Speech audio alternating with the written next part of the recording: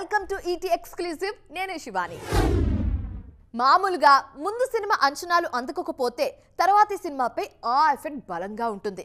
కానీ అది మిగిలిన హీరోలకు, మన తెలుగు హీరోలకు కాదు. వాళ్ళ గత సినిమా పెద్దగా ఆడకపోయినా ప్రెజెంట్ వాళ్ళు చేస్తున్న ప్రాజెక్ట్స్ పై ఎక్స్పెక్టేషన్స్ పీక్స్ లో ఉన్నాయి. ఇంతకీ ఆ హీరోలు ఎవరో ఎక్స్క్లూజివ్ గా చూద్దామా? మన స్టార్ హీరోలు వాళ్ళ ఇమేజ్ చూసి అప్పుడప్పుడు మిగిలిన హీరోలకు కుళ్ళొచ్చేస్తుందేమో. బాలీవుడ్లో సల్మాన్, అమీర్, అక్షయ్ లాంటి స్టార్ హీరోలు సైతం ఫ్లాపుల్లో ఉండడంతో ఓపెనింగ్స్ సరిగ్గా రావట్లేదు. మన పక్కనే ఉన్న తమిళ ఇండస్ట్రీలోనూ ఇదే తంతు. కానీ తెలుగులో మాత్రం అలా కాదు. మన స్టార్ పవర్ నెక్స్ట్ లెవెల్. కావాలంటే చూడండి, రామ్ చరణ్ గత సినిమా గేమ్ చేంజర్ డిజాస్టర్. మాంగళ్య షాపింగ్ మాల్లో ఏం కొన్నా స్పాట్ గిఫ్ట్ ఇస్తున్నారు, తెలుసు కదా? మంగళ్య షాపింగ్ మాల్లో దసరా స్పాట్ గిఫ్ట్ పక్కా. 1000 రూపాయల కొనుగోలుపై ఖచ్చితమైన spot gift. Mangalya shopping mall, Telangana. కానీ ఆ ప్రభావం పెద్దిపై పెద్దగా పడినట్లయితే కనిపించట్లేదు. బిజినెస్ పరంగా చూసినా, క్రేజ్ పరంగా చూసినా, మార్కెట్ పరంగా లెక్కేసినా చరణ్ కెరీర్లోనే టాప్లో ఉంది పెద్ది. జూనియర్ ఎన్టీఆర్ విషయంలోనూ ఇదే జరుగుతుంది. 10 ఏళ్ల తర్వాత వార్ 2తో డిజాస్టర్ ఇచ్చారు తారక్. బాలీవుడ్కు వెళ్లి అనవసరంగా ఫ్లాప్ తెచ్చుకున్నావన్నా అంటూ ఫ్యాన్స్ కూడా నిట్టూరుస్తున్నారు. కానీ డ్రాగన్పై ఈ ప్రభావం పడట్లేదు. ప్రశాంత్ నీల్ సినిమా తారక్ కెరీర్లోనే హైయెస్ట్ బిజినెస్ చేస్తుంది. అన్ని రికార్డుల్ని దాటేలా కనిపిస్తోంది. మహేష్ బాబు సైతం స్ట్రాంగ్ కంబ్యాక్ ఇవ్వాలని చూస్తున్నారు.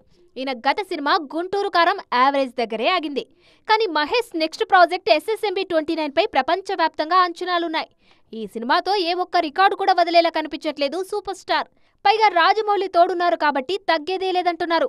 అందుకే మన హీరోలపై ఫ్లాప్ ఎఫెక్ట్ ఉండదనేది. పవన్ కళ్యాణ్ ఫ్యాన్స్ ఎప్పుడెప్పుడా అని వేచి చూస్తున్న రోజు రానే వచ్చింది. ఓజీ సినిమా రికార్డ్ స్థాయిలో విడుదలైపోయింది. ప్రీమియర్స్ నుంచే పవర్ స్టార్ మేనియా థియేటర్స్ ను ఊపేసింది. పైగా పుష్కరం సెంటిమెంట్ కూడా అభిమానులకు కావాల్సినంత బూస్ట్ ఇస్తుంది. మరి ఇంతకీ ఏంటా సెంటిమెంట్? ఓజీ ఎలా ఉండబోతుంది? ఓ దర్శకుడి 6 ఏళ్ల కష్టం, అభిమానుల 3 ఏళ్ల ఎదురుచూపులకి తెరపడింది. ఓజీ సినిమా ప్రపంచవ్యాప్తంగా ప్రేక్షకుల ముందుకొచ్చేసింది. తెలుగు రాష్ట్రాలతో పాటు ఓవర్సీస్ కూడా పూర్తిగా ఓజెస్ గంభీర కంట్రోల్లోనే ఉంది. రికార్డ్ నెంబర్ ఆఫ్ స్క్రీన్స్లో ఓజీ వచ్చేశాడు. తొలి రోజు నుంచే రికార్డుల వేట మొదలుపెట్టాడు గంభీర. పవన్ కళ్యాణ్ అభిమానులకు ఈసారి పుష్కరం సెంటిమెంట్ కూడా బాగా ఊరిస్తుంది. అదేంటి అనుకుంటున్నారా? 12 ఏళ్లకోసారి పవన్కు బాక్సాఫీస్ దగ్గర పూనకాలు వస్తుంటాయన్నమాట. 2001లో ఖుషీతో ఇండస్ట్రీని షేక్ చేశారు పవర్ స్టార్. లవ్ స్టోరీతో రికార్డులు కొల్లగొట్టారు. అప్పట్లో నయా రికార్డులు క్రియేట్ చేశారు పవన్ కళ్యాణ్. ఖుషీ వచ్చిన 12 ఏళ్లకి అత్తారింటికి దారేదితో మరోసారి ఇండస్ట్రీ రికార్డులు తిరగరాశారు పవన్. సగం సినిమా విడుదలకు ముందే లీక్ అయిన ఫ్యామిలీ స్టోరీతో 80 కోట్లకు పైగా షేర్ వసూలు చేసి స్టామినా చూపించారు పీకే. మళ్లీ 12 ఏళ్లకు ఓజీతో వస్తున్నారు పవన్ కళ్యాణ్. ఈసారి ఓజీతో పుష్కరం సెంటిమెంట్ రిపీట్ అవుతుందంటున్నారు ఫ్యాన్స్. మెగా 158 ఎలా ఉండబోతుంది? ఇది మరీ టూ మచ్ గురు. మెగా 156 ఇంకా విడుదల కాలేదు. 157 ఏమో ఇంకా సెట్స్ పై ఉంది. అప్పుడే 158 గురించి అవసరమా అనుకోవచ్చు. కానీ ఏం చేస్తాం, 70 ఏళ్ల వయసులో చిరు ప్లానింగ్ అలా ఉంది. మరి ఈ క్రమంలోనే బాబీ సినిమా కోసం పవన్ కళ్యాణ్ దారిలో వెళ్తున్నారు చిరంజీవి. మరి ఈ మెగా బ్రదర్స్ ఏం చేయబోతున్నారు?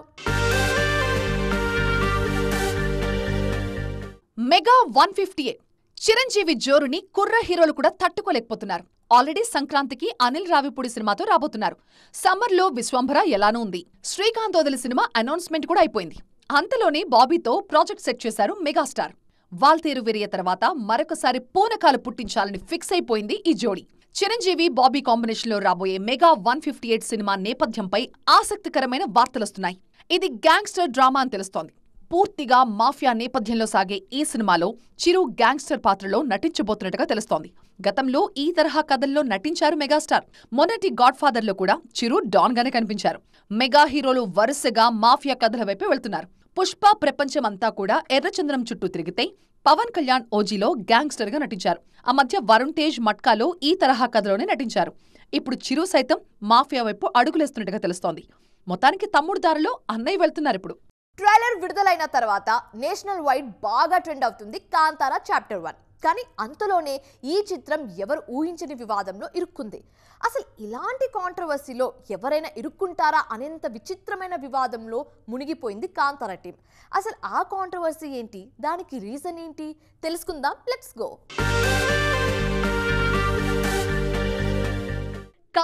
చాప్టర్ 1 సినిమా చుట్టూ ఈ మధ్య ఒక వివాదం చెలరేగింది. సినిమా చూడడానికి వారం ముందు నుంచి మాంసాహారం, మద్యం, పొగ తీసుకోకూడదని ఓ పోస్టర్ వచ్చింది. భూతకోళ ఆచారాల ఆధారంగా వస్తున్న ఈ చిత్రాన్ని పవిత్రమైన మనసుతో చూడాలని ఆ లెటర్లో రాసుంది. అది కాంతారా టీం పేరుతో విడుదల చేశారు. ఇక్కడే వివాదం మొదలైంది. ఈ విషయంపై కాంతారా టీం వెంటనే స్పందించింది. దర్శకుడు హీరో రిషబ్ శెట్టి మాట్లాడుతూ ఈ పోస్టర్ ఫేక్ అని, దీనికి హోమ్లే ఫిలిమ్స్ కు ఎలాంటి సంబంధం లేదని తేల్చేశారు. ఇది పూర్తిగా తప్పుడు ప్రచారం, ఎవరో ప్రమోషన్ కోసం చేశారన్నారు రిషబ్. ఆధ్యాత్మిక నేపథ్యం ఉన్న ప్రేక్షకుల వ్యక్తిగత జీవన శైలిని జడ్జ్ చేయలేమన్నారు ఈ హీరో.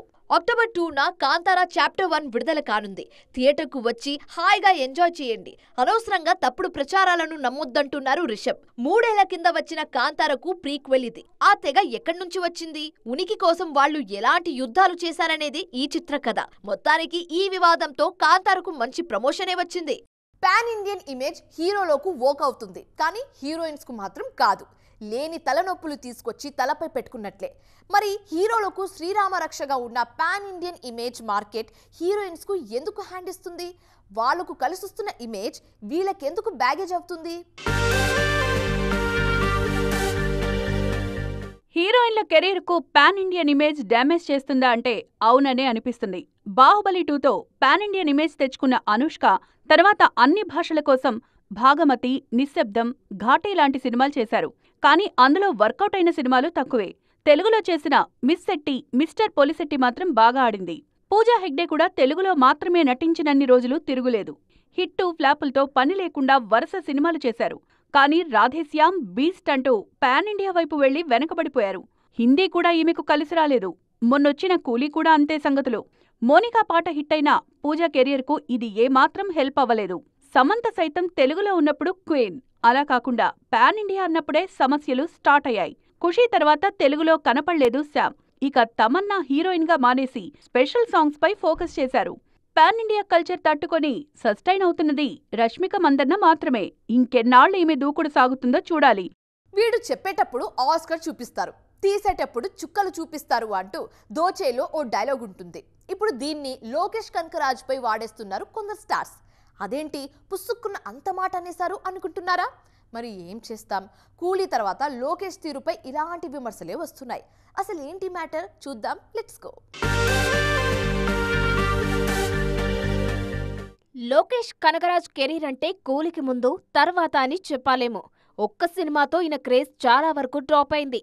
రజనీకాంత్ లాంటి స్టార్ సినిమాలో ఉంటే కనీసం కథపై కాన్సంట్రేట్ చేయకుండా ఏదో అలా చుట్టేశాడనే విమర్శలు లోకేష్ పై బాగా గట్టిగా ఉన్నాయి. ముఖ్యంగా నాగార్జున విషయంలో ఫ్యాన్స్ డీప్గా హట్ అయ్యారు. నాగార్జున గురించి ఎంతో బిల్డప్ ఇచ్చి చివరికి ఆ క్యారెక్టర్ నార్మల్ విలన్ పాత్రలాగే డిజైన్ చేశారనే విమర్శలు గట్టిగా వచ్చాయి. లోకేష్ టేకింగ్ పై రిలీజ్ తర్వాత నాకు కూడా ఫీల్ అయ్యారని తెలుస్తోంది. అందుకే ఇకపై ఈ నెగటివ్ రోల్స్ మనకు సెట్ అవ్వమంటున్నారు మన్మధుడు. మరోవైపు అమీర్ ఖాన్ సైతం కూలీలో నటించి తప్పు చేశానని ఓపెన్ గానే చెప్పారు. కూలీలో నటించడం తన జీవితంలో చేసిన అతిపెద్ద తప్పు అన్నారు అమీర్. లోకేష్ కనగరాజ్ పై ఇంతకంటే దారుణమైన కామెంట్ మరోటి ఉండదేమో. తాజాగా రెబా మోనికా జాన్ సైతం కూలీలో తన పాత్రను లోకేష్ డిజైన్ చేసిన తీరుపై తప్పుపట్టింది. తనకు చెప్పిందొకటి, అక్కడ ఉన్నదొకటి అంటున్నారు రెబా. ఇందులో శృతి చెల్లిగా నటించారు ఈ బ్యూటీ. మొత్తానికి కూలీ లోకేష్ ఇమేజ్ ను బాగా డ్యామేజ్ చేసింది. సో ఇదే వాల్టి ఈటీ ఎక్స్క్లూజివ్. మరిన్ని ఇంట్రెస్టింగ్ అండ్ కలర్ఫుల్ టాపిక్స్ తో మళ్ళీ కలుద్దాం. Till then keep watching TV 9. Bye.